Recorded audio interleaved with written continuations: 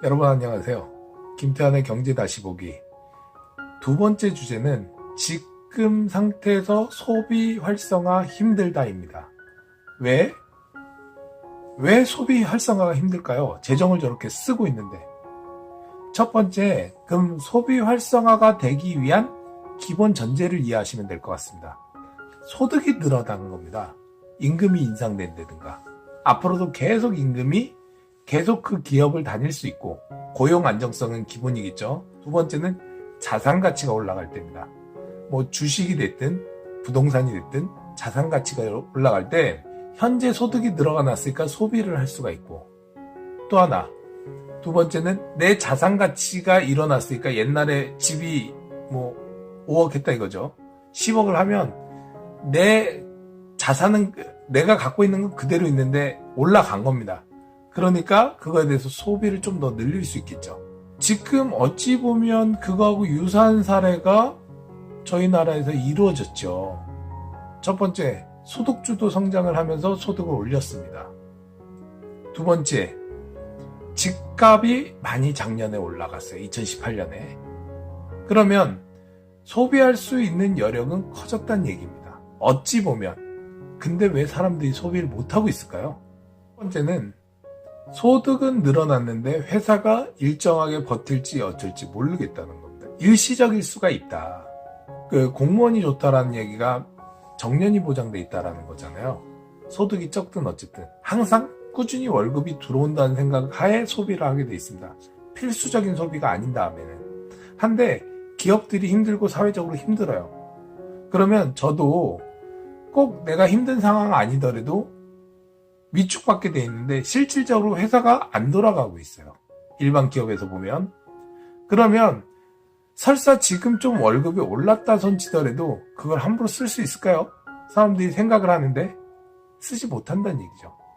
그러니까 일단은 기업들이 수익이 좋아서 계속 내가 이 기업을 계속 다닐 수 있다라는 전제 하에 소비가 이루어져야 되는데, 기업 상태가 안 좋은데 일시적인 보조금이나 아니면 기업들 보고 니네 이익금 남은 거에 따라서 더 올려주라고 하면 일시적으로는 그게 조금 더 영향을 받을 것 같지만 사람들이 그걸 다 소비로 전향시키는 게 아니라 구축 효과 때문에 일정 부분 저축한다 이거죠. 저축률이 더 높아질 겁니다. 그래서 실질적으로 2017년이 18년이 더 경기가 어려웠는데도 불구하고 저축률이 늘어나요. 기업도 마찬가지죠. 지금 상태가 앞으로 기업이 계속 안 좋아질 것 같으면 보조금을 저축을 해가지고 안 좋을 때 쓸 수 있는 돈을 만들어놔야 되니까 능력 있는 기업은 저축을 많이 하게 되고요.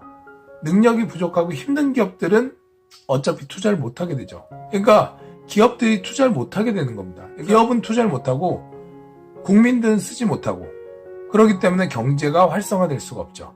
첫 번째 이유입니다. 두 번째, 자산 가치입니다. 자산 가치가 올라갔어요. 근데 전체적으로 올라간 게 아니라 몇 개 지역이 올라왔죠. 근데 그 사람들은 갖고 있던 지역인데 그게 오른 것 뿐이에요. 일단은 소비를 증대시킬 수 있는 여력이 커졌죠. 한때 뭐가 생겼냐면, 그런데 세금을 갖다가 그거에다 주기 시작을 했어요. 그러면 세금을 메꿔야 되니까 또 소비를 못 하는 겁니다. 그래서 저희 나라는 어쨌든 소득은 증대를, 최저임금을 높여서 그 사람들이 쓸 수 있다 하더라도 기업 상황이 안 좋으니까 소비를 못 늘리고, 자산 가치가 일부 지역에만 올라갔기 때문에 일부 지역은 소비 여력이 커졌다고 해도 그 사람들이 세금이나 여러 가지 상황을 고려해서 소비를 쉽게 국내에서 늘리지 못하고 있다. 그럼 소비 쪽은 죽은 겁니다. 기업들은 경기가 불투명하고 어렵기 때문에 투자를 못하고, 그것도 소비니까, 기업 소비니까. 그럼 일단은 경기 활성화하는 두 축 중에서 소비는 죽은 겁니다. 첫 번째, 가계, 일시적인 소득주도 성장에 의해서 최저 생계비가 올라갔다 하더라도 그 사람들이 갖고 있는 소득이 절대적이지도 않거니와 그 사람들이 소비하려고 하는데 전체적으로 경기가 안 좋아요.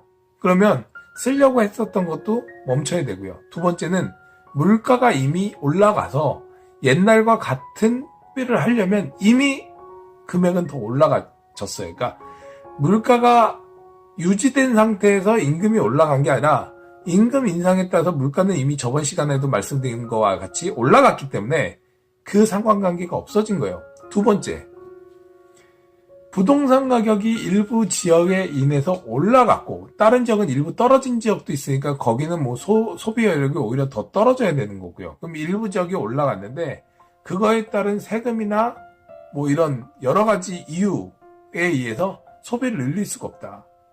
또 대출 규제로 인한 또 그거에 대한 부대 비용들이 발생하니까 소비 여력은 점점 더 떨어지고 있다. 그쪽들도. 세 번째, 기업은 현재 기업이 안 되는 기업은 투자 여력이 없어서 힘들고 투자 여력에 있는 기업도 앞으로 불투명하고 우리나라 자체의 임금 단가가 생산성이 맞지 않아서 투자할 요인을 찾지 못한다. 그러니까 투자할 요인이 없다. 그러면 민간 부분의 투자 여력들은 다 사라진 겁니다. 다 할 필요가 없어요. 그럼 국가 투자를 늘려야 되는데 국가 투자는 예전에 봤듯이 지속적일 수가 없어요. 그리고 국가가 투자하려면 자산이 있을 땐 상관이 없지만 자산이 끝나고 나면 스테이크플레이션이 저는 소득주도, 그러니까 최저인건비 상승에 대한 스테이크플레이션 초기 단계라고 저번 시간에 말씀드렸고 투자를 하려다가 보니까 맨 처음에 부채를 얻는 거에 한계 있으니까 화폐를 찍어낼 수뿐이 없습니다. 화폐를 찍어낸다는 건 무슨 얘기냐면 통화량 증가에 의한 인플레이션이 또 이루어질 수뿐이 없어요. 그럼 인플레이션은 계속 이루어지는데 암만 돈을 쏟아부어도 그게 다 상쇄버리고 없어지는 겁니다. 그러니까 지금의 방향은 전체적으로 경기가 멈추고 지금 하락하는 국면으로 가고 있는 겁니다. 그러면 우리나라 가계 부채는 얼마나 되느냐? 가처분 소득 대비 가계 부채. OECD 38위 중에서 7위입니다. 186%. 그 얘기는 뭐냐면 부채 비율이 굉장히 높은 편이에요. 소비를 늘릴 수가 없어요. 부채 비율이 높다는 거는 이자를 낼 수뿐이 없는 겁니다. 그러면 소비를 늘릴 수가 없습니다. 그러면 두 번째, 취업 비율입니다. 저희 나라 취업 비율은 66.1%입니다. OECD 38개국 중에서 2017년 기준으로 22등. 그러면 여기에서 봐야 될 게 있어요. 66.1%를 100%로 보고 그 중에 대기업 취업률이 어떻게 되느냐. OECD 38개국 중에서 37위, 그리스 다음으로 낮습니다. 상대적으로 얘기하면 저희 나라 대기업들의 군이 굉장히 협소하다는 얘기일 수도 있어요. 그러니까 그 고용 없는 성장이 이루어지는 데도 있지만 그만큼 대기업군들이 고용 없는 성장에도 불구하고 취업을 할 수 있는 대기업군이 적다고도 볼 수 있는 겁니다. 그러면 우리나라 대기업은 전체 고용 중에 몇 프로를 하고 있느냐? 12.8%입니다. 12.8%. 그럼 일본은 47.2%입니다. 47.2%. 그럼 미국은 58.7%입니다. 58.7%. 일본의 적게는 4배, 미국의 5배 이상. 그럼 그만큼 대기업군이 적다고 볼 수 있어요. 그래도 중소기업보다는 대기업에 취업을 해야지 좀 더 고용 안정성이 유지되거든요. 내가 삼성전자 다니면서 받는 월급 가지고 쓰는 거고 이름 없는 조그만 중소기업에서 받으면서 쓰는 돈하고는 그 차이가 있을 수뿐이 없으니까 그런 고용의 질을 높여야 된다는 겁니다. 그러면 세 번째, 저희 나라는 자영업 비율이 너무 많습니다. OECD 기준 5위예요. 38개국 중에서 25.4%. 그러니까 최저임금 영향에 가장 많이 받을 수 있는 겁니다. 고용의 질은 대기업 취업률은 굉장히 적고 중소기업 다니는 비율이 많은 데다가 거기에다 자영업 비율이 높고 하니 최저임금에 대한 영향력을 많이 받고 그 다음에 소비를 순간 최저임금을 높이거나 자산가치를 높였다 손 치더라도 소비를 늘릴 수 없는 겁니다. 그러면 이번 시간에는 소비가 늘어나지 않고 활성화가 안 됐던 이유를 말씀드리고 다음번에는 그런 다른 나라의 사례를 들면서 좀 더 추가적으로 말씀드리도록 하겠습니다. 예, 여러분 안녕히 계십시오.